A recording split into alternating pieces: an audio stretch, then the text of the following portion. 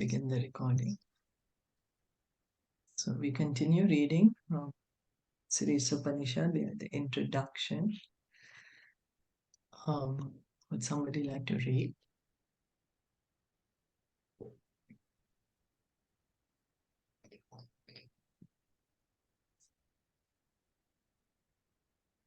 Roshni, you want to read?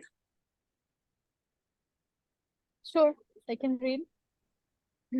Okay. Please. Yeah.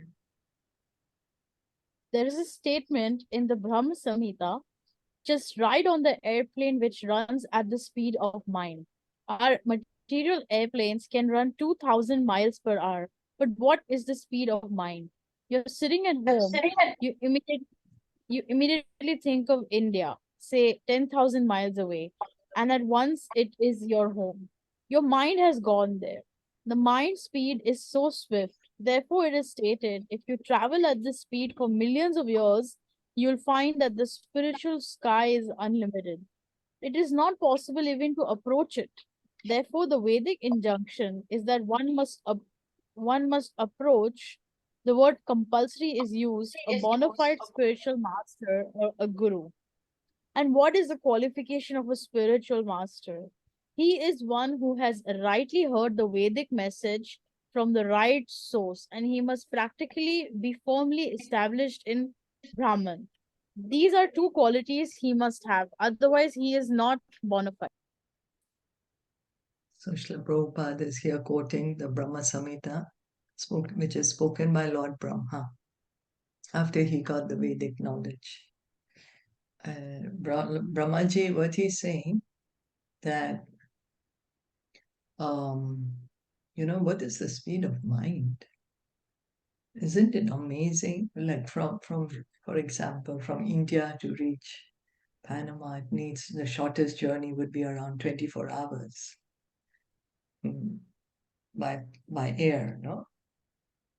By walk or road, it's gonna be like, oof, I don't even know how long. But by the mind, one can reach immediately. So many thousands of miles can be covered so immediately by the mind.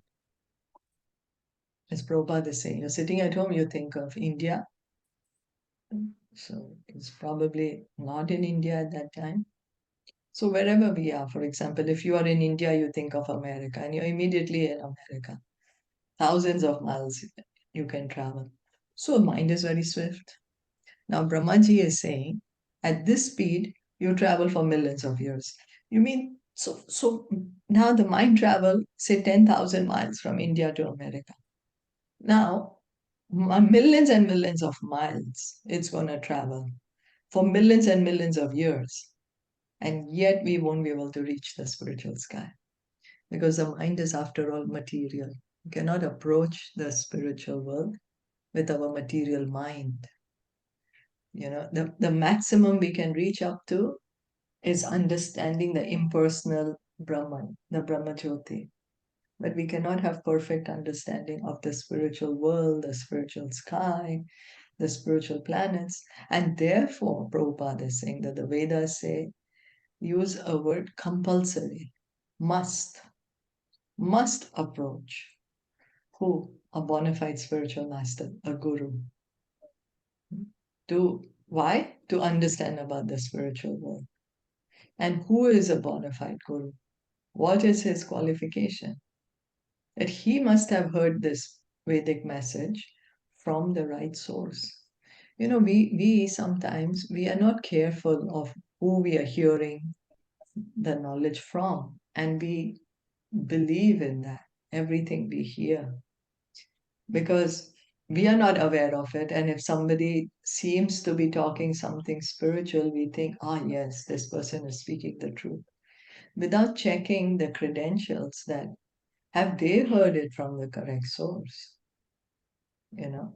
How perfect is their knowledge? So that is our responsibility to check. So the qualification of the spiritual master, he should have heard the Vedic knowledge from the right source. Because sometimes, we are just hearing and speaking of somebody's own imagination.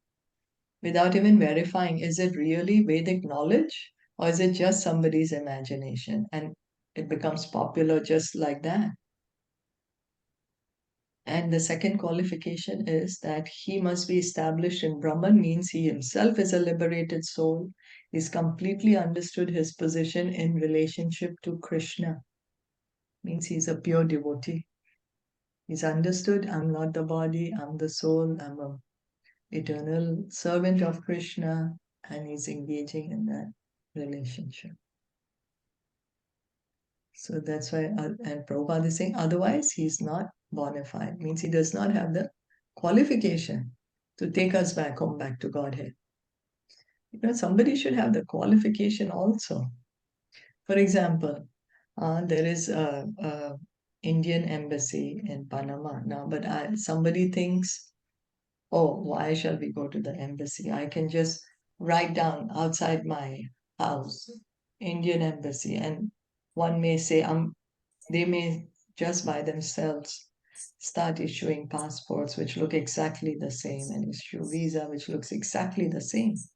But will one be allowed to travel on such a passport, on such a visa? Even though it looks the No, same. Yeah, exactly. Why? no It looks authority. exactly. Yeah, that's right. No authority. Because they don't have the authority. So it's because the embassy has the authority to do such things, then it's acceptable. Similarly, the qualified spiritual master, he has the authority to bring us back home, back to Godhead. So it is in our interest that we hear from the bona fide devotee, the pure devotee of the Lord. Continue reading. This Krishna conscious movement is completely authorized from Vedic principles. In the Bhagavad Gita, Krishna says the actual aim of Vedic research is to find out Krishna. In the Brahma Samhita, it is also stated Krishna Govinda has innumerable forms, but they are all one. They are not like our forms which are fallible. His form is infallible. My form has a beginning, but his form has no beginning. It is Ananta. And his form, so many multiforms, has no end. My form is sitting here and not in my apartment. You are sitting here and not in your apartment. But Krishna can be everywhere at one time. He can sit down in Golok Vrindavan and at the same time he is everywhere, all pervading. He is original, the oldest. But whenever you look at a picture of Krishna, you find a young boy, 15 or 20 years old. You will never find an old man. You have seen pictures of Krishna as a charioteer from the Bhagavad Gita. At that time, he was not less than 100 years old. He had great grandchildren, but he looked just like a boy.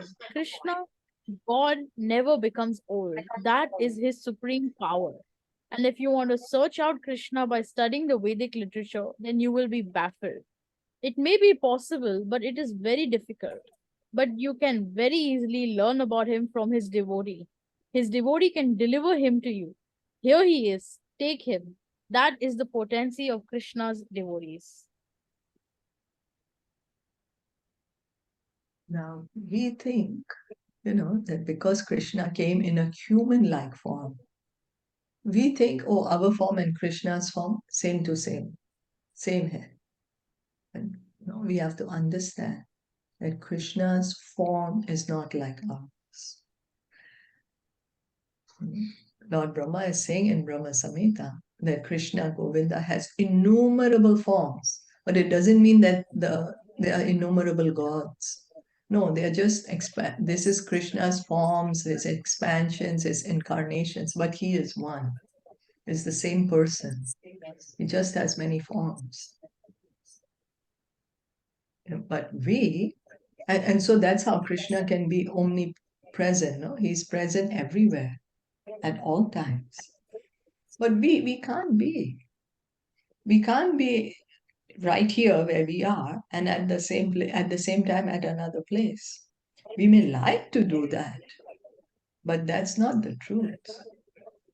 We may believe we may be able to do that, but our belief has nothing to do with the truth. We may think, okay, right now I'm not able to do it, but after I get liberated, I'll be able to do it. No, we can't. Our size is minute. 1/10,000 tip of a hair. That's our size, so we can't change that. There's a slight echo coming in. I'm not sure why, so I'm just gonna mute that. Okay, for some time. So we have to understand that Krishna's form and our form is different. Right now, we are inside this material body. So we may say, okay, after I get liberated, I will have no material body. I will be a spirit soul. Yeah, but our size is still minute. The size of the spirit soul is 1/10,000 tip of the hair. It's even smaller than the body that we are in right now. And that's what the size is. Whereas Krishna's size, Krishna is unlimited. He has a form, yes, he has his transcendental form, 2 arms, 2 hands, 2 eyes, beautiful smiling face, holding a flute. That's Krishna's form. And that's a transcendental form. So we have to understand that Krishna is infallible, never fails, never makes mistakes. But we are always subject to make mistakes. We are fallible. We are always subject to forget our real identity. Yeah, we have completely forgotten that we are spirit souls. We are thinking we are the body. So Krishna, he can be, as Prabhupada is saying, at the same time, he's everywhere. Krishna is in Golok Vrindavan. His pastimes are happening eternally in all the universes of the material world. He's so many places at the same time. He can do it. And he is the original person. We are all coming from him. So then we may think, oh, because he's the oldest, he should look like an old gray man with wrinkles, white hair, bent figure. But no, he's very, very beautiful to look at. He's like a young man. And Prabhupada is saying, even when he was at the battlefield of Kurukshetra, he looks like a young man, but he was not less than 100 years old. He had grandchildren, great grandchildren, but he looks just like a young man. We try so many things to look young, but those wrinkles do show up. The white hair does show up. Then we try to cover it up and it again shows up. But Krishna doesn't need to do all that. He doesn't need to do Botox or dye his hair, things like that. No, he's eternally young, eternally beautiful. So then, devotee. So how can we understand Krishna? We can understand Krishna only from the devotee. If somebody, for example, if you want to know about Sonia, then somebody dear to her can tell us about her, or she herself can tell us about her. If we go to a random person who doesn't know her at all, what are we going to understand? Nothing about her. Similarly, we can understand Krishna only from the devotee. Why? Because Krishna is very dear to the devotee. The devotee knows Krishna, Krishna knows the devotee. So this is what Prabhupada is saying. His devotee can deliver him to you. Here he is, take him. That is the potency of Krishna's devotees. They are bona fide. The devotee is authorized by Krishna to do this. He's bona fide. Krishna becomes available to us, becomes reachable to us by the mercy of the devotee, becomes approachable by us by the mercy of the devotee.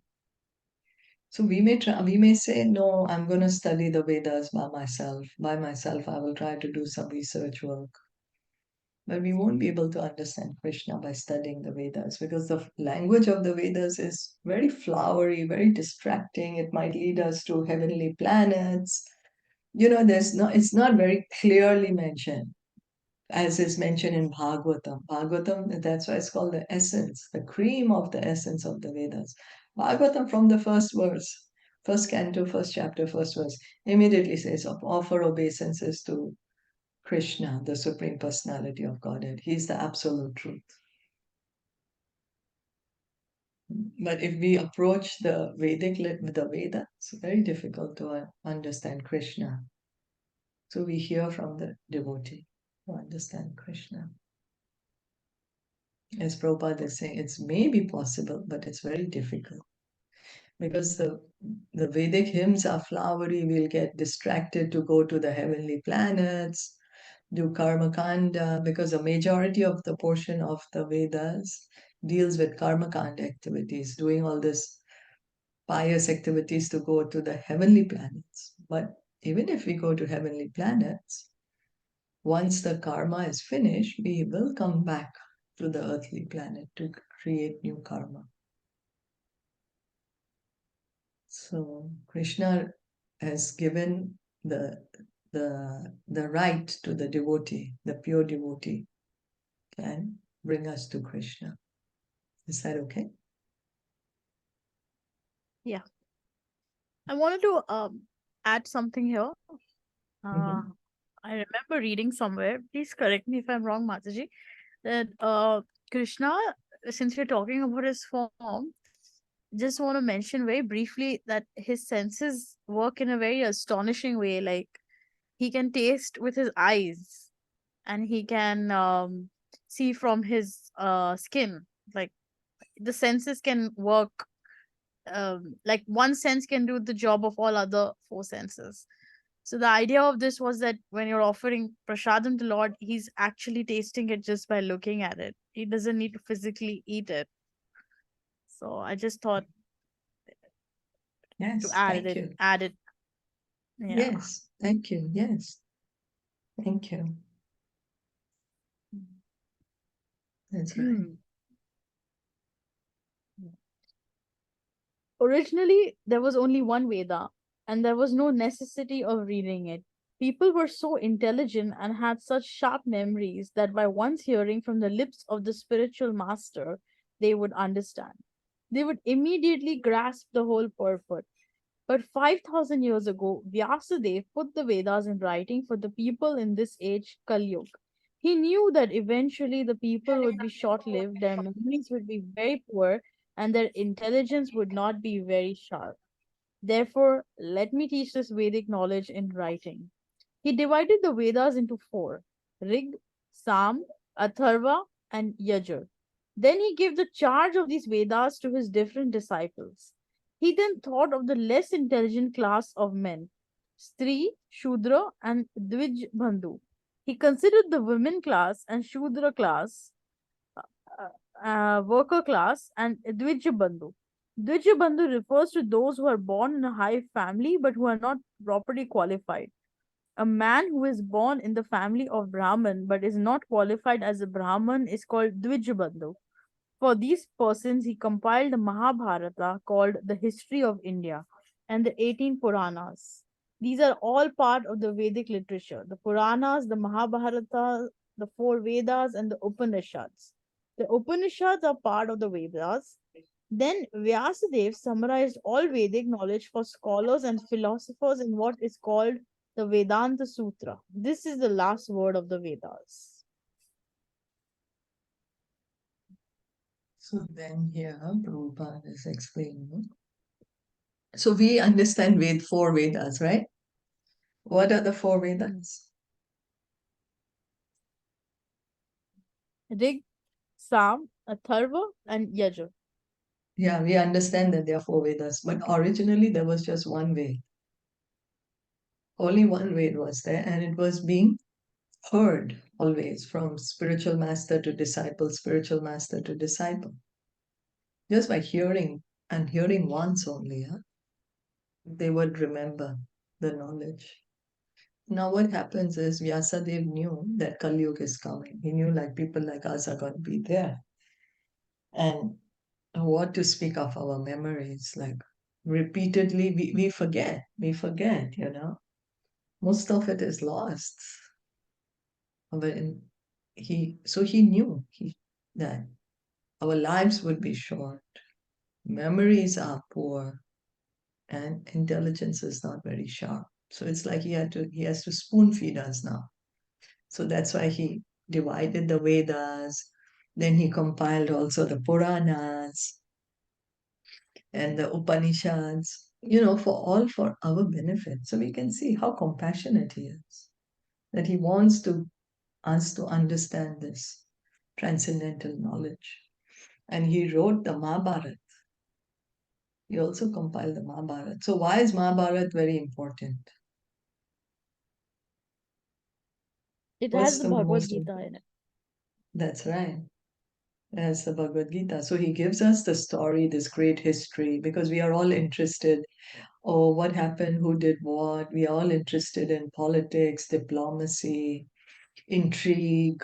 Mahabharata has all this. Oh, what's going to happen? Oh, why did he do that? Why did she do that? And there's so much of this going on in Mahabharata. But the most important is Bhagavad Gita. So, and in that, Krishna says, surrender to me. And manmanabhavam madbhakto, fix your mind on me. So it's like giving a sugar coated medicine to the kid, giving the kid a candy. Also taking the bitter medicine. Because we don't like to hear, oh, I have to surrender. But by hearing Mahabharata, we'll hear, oh, Krishna is saying, surrender to me. So that's the reason for us. Vyasadeva, he also wrote the Mahabharata. Also for us to understand, how the different personalities, how the Pandavas are so righteous, how they're always doing their duty, they're devotees of the Lord, and how they're doing everything for the pleasure of Krishna, so we can learn from them. But yeah, as you rightfully said, to study the Bhagavad Gita, that's the main point. So he compiled also the 18 Puranas. There are 18 Puranas. 3 in the mode of goodness, 3 for the mode of passion, 3 for the mode of ignorance. So all these are part of the Vedic literature. The 4 Vedas, Puranas, Mahabharata, and also the Upanishad. Then, because there's so much happening, then what did Vyasadeva do? He wrote a commentary on the Vedas, and that he called the Vedanta Sutra. So it's like in code form, short form, because the Vedas are so vast. If somebody has to read them, it might need lifetimes and lifetimes, because we have very short lives now. So he wrote it in sutra like short. So one can expand on that,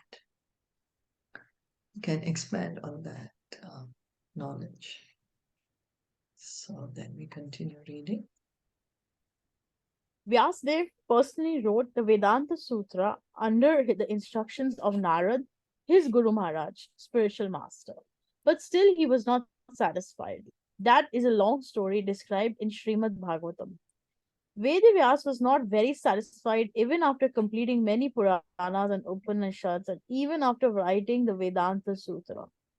Then his spiritual master Narad instructed him, "You explain the Vedanta Sutra."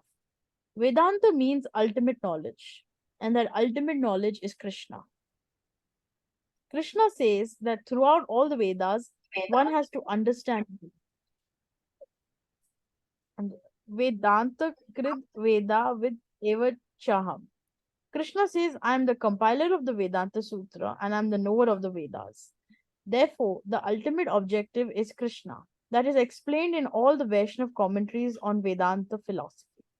We Gaudiya Vaishnavas have our own commentary on Vedanta philosophy called Govinda Bhasya by Baladev Vidyabhushana. Similarly, Ramanujacharya has a commentary and Madhavacharya has one. The version of Shankaracharya is not the only commentary. There are many Vedanta commentaries. But because the Vaishnavas did not present the first Vedanta commentary, people are under the wrong impression that Shankaracharya is the only Vedanta commentary. Beside that, Vyasadeva himself wrote the perfect Vedanta commentary, Srimad Bhagavatam.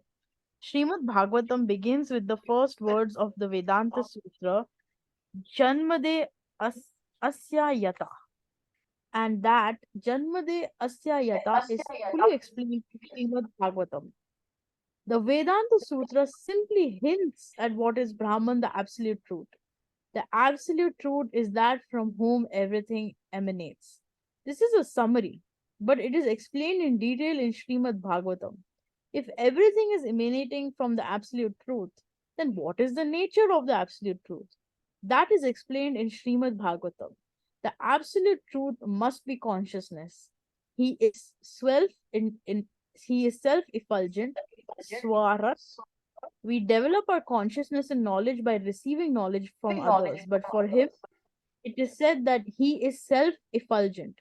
The whole summary of Vedic knowledge is the Vedanta Sutra, and the Vedanta Sutra is explained by the writer himself in Srimad Bhagavatam. We finally request those who are actually after Vedic knowledge to try and understand the explanation of all Vedic knowledge from Srimad Bhagavatam and the Bhagavad Gita. So we just heard that Vyasadeva, he divided the one Ved into four. Then he wrote the Puranas, Mahabharata, Upanishads, so much literature. He really did a lot of hard work.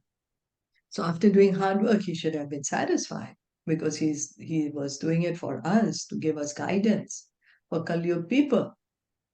Otherwise he was like, how the people are going to be lost? How will they know what is to be done? What's the purpose of human life? Will not know what's the purpose. So this is what he was feeling very not good. So Narad Muni comes and says, what happened? Why you don't feel good? Vyasadeva is like, I don't know why I don't feel good. I've done so much work, yet I'm not feeling satisfied.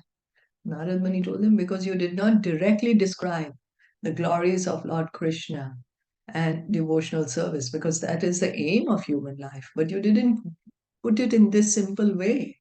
You've written the Vedas, which are it's so flowery that one may not be able to reach the goal of life, may not be able to revive love of Krishna by following this Vedic path, because the language is so flowery, one may get caught up in it. One may get caught up in doing the pious rituals just to reach up to the heavenly planets, or do various activities only up to going to the heavenly planets. So Narad Muni told them, you've written the Vedanta Sutra, but Kalyug people are not going to have the intelligence to understand the Vedanta Sutra. So now you explain the Vedanta Sutra. Ved Anta. Ved, knowledge. Anta, end of knowledge. The end of knowledge is to understand Krishna. We always want to know, especially now with internet, we have so much more information. Anything we want to know, we open our internet, we can know. So much knowledge is there. So many different fields, so much technology, design, cooking, what not. But what is the end of all this knowledge is to understand Krishna. Vedascha sarver aham eva vedya vedanta krit veda vid eva chaham. Krishna is saying, Vedascha sarver aham eva vedya. By all the Vedas, I am to be known. What is the reason for one to take up Vedic study? Is to understand the essence. And the essence is to understand that Krishna is the supreme absolute truth.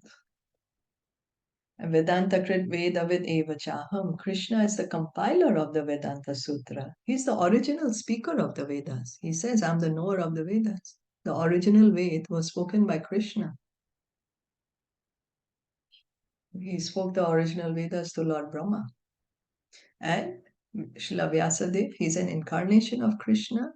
And Srila Vyasadeva compiled the Vedas. He wrote it for us. The original speaker is Krishna. Vyasadeva recorded it for us.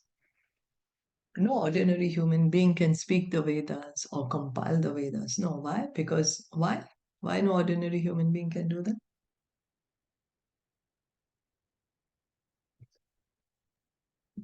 Same thing, Mataji, imperfect senses, cheating That's right. propensity. Yeah, that's right. Because we have the four defects. But Krishna is not, he's above these 4 defects, Krishna and his incarnation. So the ultimate objective is Krishna. So the Vedanta Sutra, many devotees have commented on Vedanta Sutra. The Vaishnavas also have their commentaries, as Srila Prabhupada is saying. Ramanacharya has his commentary, Madhvacharya has his commentary. Even the Gaudiya Vaishnavas have. We have our commentary, which is called Govinda Bhashya. Why Govinda Bhashya? Because it is Govinda ji in Jaipur who dictated the knowledge, and Baladev Vidyabhushan wrote it. And so that's why it's called Govinda Bhashya, spoken by Govinda Dev, Govinda ji.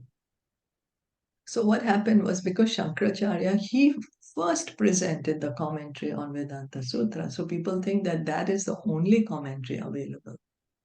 But that's not true. The Vaishnavas also have the commentary. Actually, the natural commentary on the Vedanta Sutra is written by the author himself, and that is the Srimad Bhagavatam.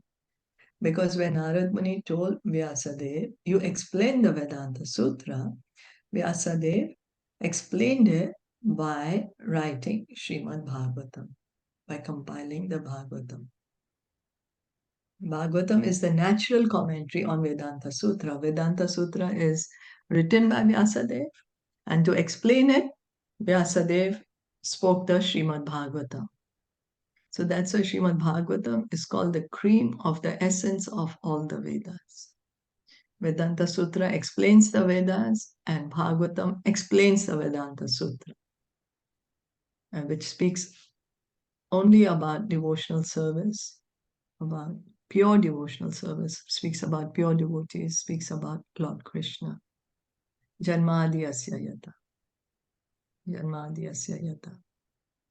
So Prabhupada is saying that Vedanta Sutra simply hints what is Brahman, absolute truth. It is absolute truth from whom everything is coming. Krishna is the source. Everything exists because Krishna has created everything. He's the creator. Why do our mobiles exist? Because the factory, the manufacturer created it. Why do the laptops or whatever,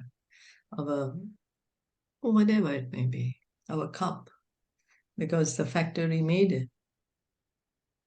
So why does this material world exist? Krishna created. Why do we exist? Because we are part of Krishna.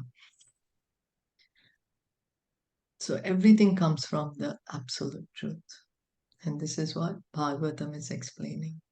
Absolute truth must be consciousness. He's self-effulgent. He's independent. Swarat. Krishna is completely independent. Why are we conscious? Because Krishna is conscious. But Krishna does not need to learn knowledge from anyone else. He spoke the Vedas, right? He's the original speaker of the Vedas. Who did he hear from? Krishna is the original knower of the Vedas. He's the original speaker of the Vedas. He's the origin of all knowledge. We get knowledge when we hear from others. But Krishna, he's the origin of all knowledge. And this is what Bhagavatam is explaining to us. So Prabhupada is saying it's his request that one who actually wants to understand Vedic knowledge should try to understand by studying Srimad Bhagavatam and Bhagavad Gita. Because all the Vedas are trying to tell us, all the knowledge of the Vedas is there in Srimad Bhagavatam and Bhagavad Gita. Is that okay? Yes. Did you want to add something? Did you want to add something? So I was recently in Jaipur and I saw the deity of Govind Dev Ji. And I was very fortunate. I was with Indramana Maharaj, and he actually told us the whole story of the Govinda Bhashya commentary. So if you like, I can share that real quick. So good. Yes, please do. So basically, all the other sampradayas were envious of Gaudiya Vaishnavas, and they wanted to remove Radharani from the altar. because she's not mentioned anywhere in the Bhagavatam or the Bhagavad Gita. So the Gaudiya Vaishnavas were heartbroken, and the basis of this was that Gaudiya Vaishnavas are not authorized because they don't have a commentary. So they tried very, very hard, to they were very perplexed that how can you have the entire commentary for the Vedanta Sutra presented in such a short time. So the person who, I think, this Baladeva Vidyabhushana was a very young person. He was not as mature as his spiritual master, who was, I think, one of the Goswamis. I'm not sure. Vishwanath Chakravarti. So Vishwanath Chakravarti Thakur yes, was the yes, spiritual master. yes. So Vishwanath Chakravarti Thakur could not come and help the Gaudiya Vaishnavas to present their case and to save Radharani. So he sent him Baladev Vidyabhushan, and Baladev Vidyabhushan himself was very perplexed that how can I do this in one day? I have to present the whole Vedanta Sutra. So this was narrated to him personally by the deity Govind Dev Ji, because he also wanted his Radharani. So he narrated it, and then it was presented it, and then it was said that the Gaudiya Vaishnavas have their commentary, so they are qualified. So Radharani must stay. So that was the whole pastime. Yeah. Yeah, Jai, thank you for sharing. Yeah, because the Gaudiya Vaishnavas, that time the Sri Vaishnavas, they were the ones who took the objection because they worship Lord Krishna in the Swakiya Bhav. Swakiya Bhav, that Krishna is married to the queens. But the Gaudiya Vaishnavas, they worship Radha and Krishna in the Parakiya Bhav, as the paramour, as the lover and beloved, that in that mood, as a paramour. And so that's why the Sri Vaishnavas were taking objection for that, and they were like, no, you present your commentary. Where is the commentary on Vedanta Sutra for us to understand this mood that you are having? But why the Gaudiya Vaishnavas never had a commentary is because they said, well, the commentary is by the author himself. The Srimad Bhagavatam is the natural commentary on Vedanta Sutra. So there is no need for any other commentary. That's the reason they never had a commentary before, because they were just following the Srimad Bhagavatam. But yes, after this incident, then, as you rightfully pointed this pastime, then Govindaji, he narrated the commentary to Baladev Vidyabhushan. Thank you so much for sharing that with us. Thank you, Mataji. It brought a lot of sweet memories. Yeah, thank you. Thank you. So this is the invocation of Sri Isopanishad. This invocation is also there in many other Upanishads. Shall we begin with it? I'm just thinking, should we begin or stop here? Because we don't have much time. We have about 6 minutes or so. So I don't know what you all want to do. Maybe we take it on next time so we can try to complete it. Yeah, I think so. Yeah, right. So there might be a continuation. So that, yeah. So we just finished the introduction of the Isopanishad, and to understand the relevance of hearing from Bhagavatam and Bhagavad Gita, understanding that that is really the essence of all the Vedic literature, and why we should learn from the Vedas is because we are defective. So our knowledge is defective. So we hear from the Vedas. And so we hear from the pure devotees who have heard the Vedas from the right source and who are liberated themselves. So they are qualified themselves to speak this pure knowledge, transcendental knowledge. Thank you so much for listening and enjoining. And today Srila Prabhupada ki jai, Gaur Bhakta Vrinda ki jai, Hare